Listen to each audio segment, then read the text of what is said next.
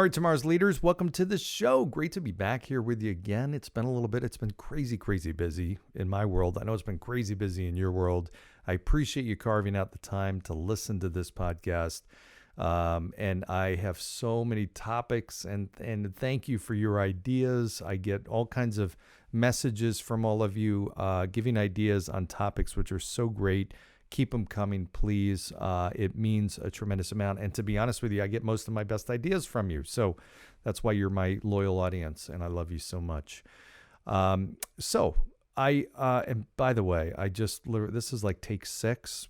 Sometimes, I go into this and I just am full of great, perfect thoughts and I know how to express them. And other times it just, I got to redo it and I got to do it again. Sometimes I do it intentionally just because I want to try and get all the fluff out and get right into it, get right into podcast mode. Because if I haven't done it for a week or whatever, and these come out every single week. I do not miss a week. In 2.5 years of doing this, I've not missed a week.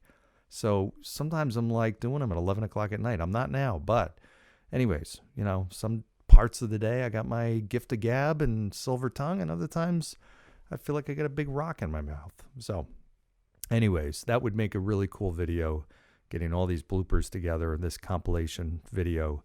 And maybe I'll do that. So in any event, so today's topic is something that I know we all deal with, whether you are a formal leader in a leadership position or not.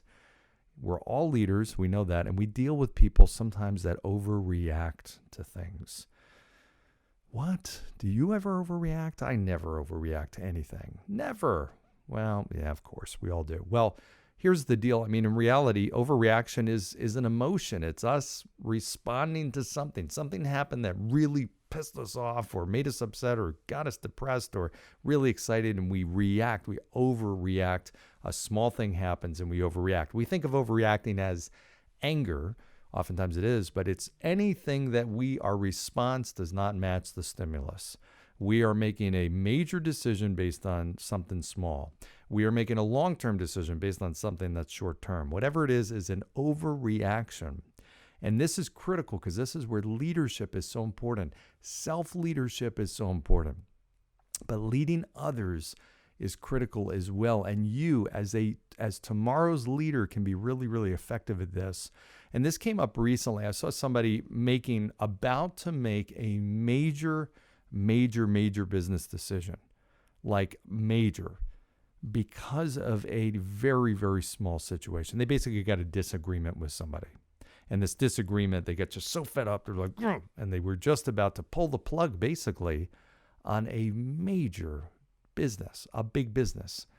I'm like, what? It just made no sense whatsoever. I mean, like, it would have been this major reaction. It was like somebody, throwing a paper clip at you, and you launch a surface to air missile at them. I mean, just crazy overreaction.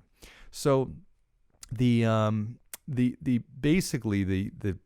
reaction, when it's not matching the stimulus, when it's not, when it's an overreaction, how do you deal with this? How do you lead somebody? How do you help them avoid the disaster that comes when we make decisions at an emotional state? And I'm not just talking about a negative emotion. When I'm overconfident, excited, euphoric, whatever, I can make a bad decision, and I have, or do dumb things, or say dumb things, whatever. It's not just decisions.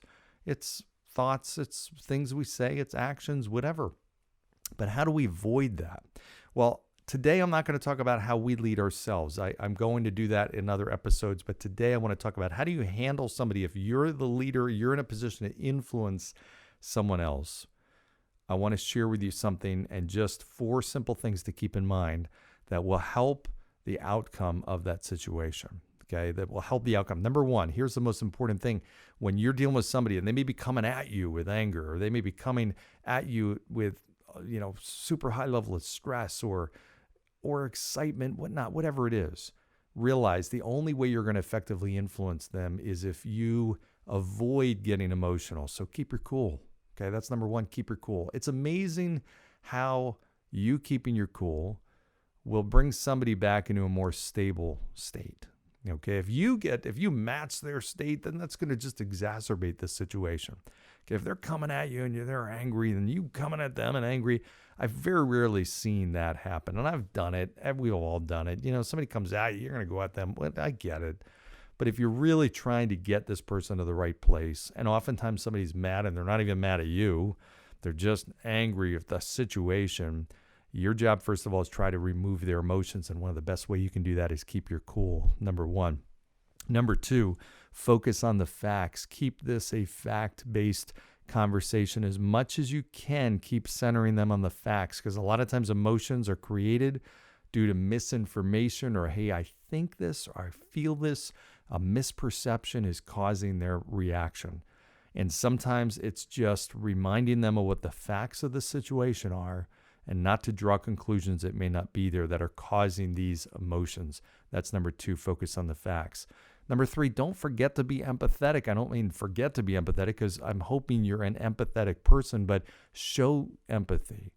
And I do this through a reflective probe. Hey, if I'm hearing you right, or if I'm understanding you right, you're really upset, and here's the reason why, because you feel like this person just did something to harm you. You feel like they did it intentionally. Am I understanding that? And you're feeling let down, and because of that, that's why you're making this decision, and this is to show them how frustrated and angry, and you don't take this. Am I understanding the situation? Reflective probes are great. They show people that you understand, that you're taking the time to really understand them, but they're also exactly what they are. Hey, am I really understand this? Do I have it right? Do I not have it right? If I don't, tell me. Okay, but that's showing empathy as well. Listen, I understand. I can appreciate. If that happened to me, I'd feel the exact same way. I get it. But let's take a look at the facts. If you do what you're doing, then here's what the outcome is. Here's what happens, not just short term. Yes, you win the battle, but here's how you lose the war. Now, this is number 4, which is really key, and that is share with them the things that will happen. What is the ripple effect on the things that they will do, and what can they control? What are the action steps? So maybe this is a 5th one, but I'm going to keep it to 4. So share them the picture, the outcome of what their path is, and recenter them on the things that they can control. What can they do? So, hey, I get it, I understand, I know what you're feeling, I know how you're thinking, and you're about to do this, and here's the reason why, but let me just share with you, if you do this, here's what will happen. Yes, the person will hear you loud and clear, but then 2 days later, they're going to forget about it, that you made the decision to leave or do whatever you're going to do, and you're going to be somewhere else. You're not going to be as happy. You're going to regret the decision. Remind them of how this is going to play out, not just short term, because again, people are focused on winning the battle or dealing with this emotional, making this decision, but they're not realizing the long-term implications of that. So you in your cool, level-headed state are in the best place to let them know that and recenter them to, hey, what can you do? The 3 things I can control are what I think, what I say, and what I do. I can't control what somebody else thinks or what they say or what they do. I can control what I think and say and do. So utilize those 3 things. If it's something that I don't have any control over, and a decision has been made that I don't like, okay, I can't change the decision. So why am I overreacting because of that? Why am I at such a high emotional state? Let me think about how I can take action or what I can do that's within my control to make my world or my situation better. There's got to be something. If I stop thinking about all the things I can't control and I start thinking about the things I can control, it gives me a sense of power. It reduces my stress. And it allows my creative juices to get going. And believe it or not, that's how you come up with great ideas, great solutions. You have to put your brain in a place where it can think like that. Okay? I hope that helped. Those are my 4 quick ideas on how to deal with somebody who's overreacting. Take that advice, do something with it. Let me know what you think. I hope this is helpful. Okay, this comes from real life situations. I know you've had them yourself. I'm interested in your stories too. Of course, share those with me. And in the meantime, like, share, subscribe, go down below, give a 5-star review, and I'll see you next time. Thanks.